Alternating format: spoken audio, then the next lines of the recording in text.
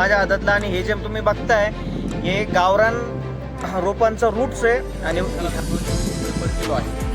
220 रुपये पर केजी.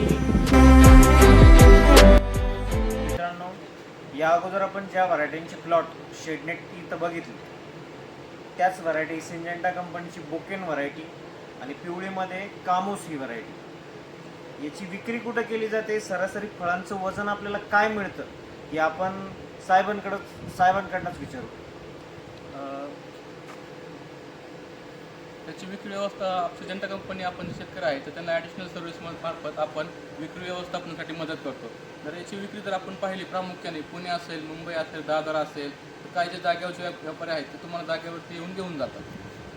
तर त्याचे आजचे रेट आहेत सरासरी 220 रुपये पर किलो आहे. 220 रुपये पर केजी याचे आजचे रेट आहेत कलर कॅप्सिकम मधले.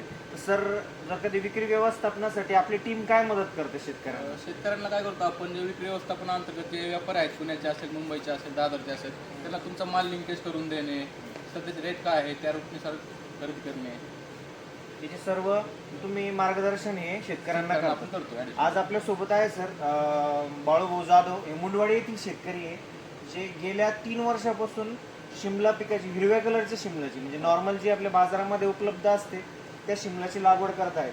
आज हे कलर कॅप्सिकम बघण्यासाठीच आज इथं बारामती कृषी प्रदर्शनामध्ये आलेले आहेत. तर त्यांना आपण विचारू, तुम्हाला या बाबतीत काही प्रश्न असेल तर तुम्ही सरांना विचारू शकता. आम्हाला या बाबतीत एकच प्रश्न होता का बा याची विक्री कुठं करायची, कारण की जी आम्ही रेग्युलरमध्ये जी शिमला लावतो तिची जागेवर विक्री होतो.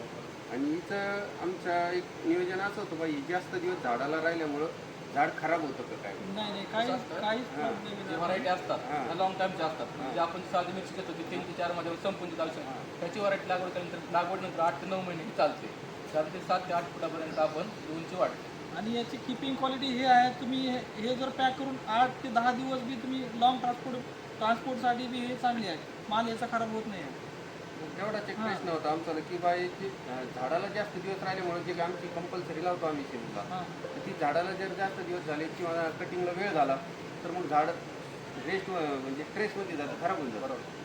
तेवढा एकच प्रश्न. त्या व्हरायटी वेगळ्या असतात, त्या व्हरायटी वेगळ्या असतात. आणि अजून एक गोष्ट सर, की ही शिमला लावल्यानंतर it's ready for the worst, म्हणजे एकदम दुर्यम गोष्टीसाठी आपण तयार राहिलं पाहिजे शेतकऱ्यांना.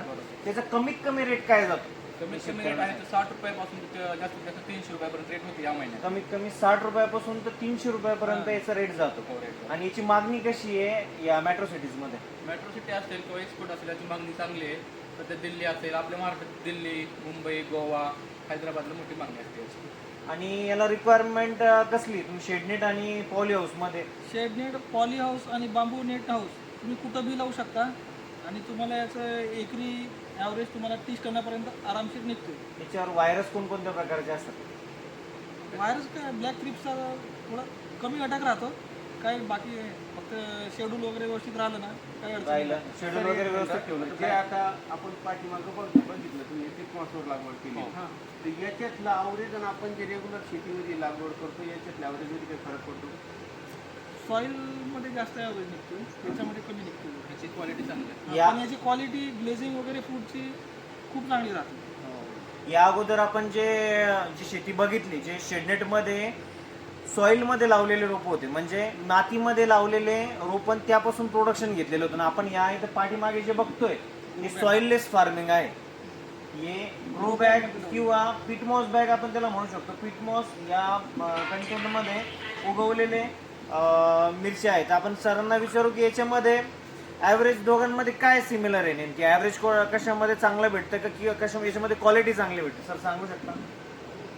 पॉली हाऊसमध्ये ग्रो बॅगमध्ये कसं आहे की फळाला ग्लेझिंग वगैरे शायनिंग वगैरे हे खूप चांगलं येते शेडनेटपेक्षा.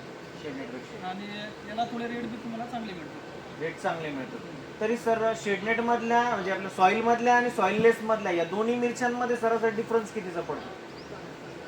तरी 5-10 टनाचा नाही, ॲव्हरेज म्हणे याच्यामध्ये जास्त मिळतो आपल्याला. रेटमध्ये 10-20 रुपये 10-20 रुपयाचा रेटसाठी औषधाचा खर्च याच्यामध्ये कमी येतो. औषधांचा खर्च याच्यामध्ये कमी आहे. आणि जो आपण दीर्घकाळ टिकतो म्हणू शकतो प्लॉट, तो यामध्ये जास्त दीर्घकाळ टिकतो असं म्हणू शकतो ना. बरोबर. धन्यवाद शेतकरी बांधवांनो. या संदर्भात काही तुम्हाला प्रश्न असले तर कमेंटमध्ये कळवा.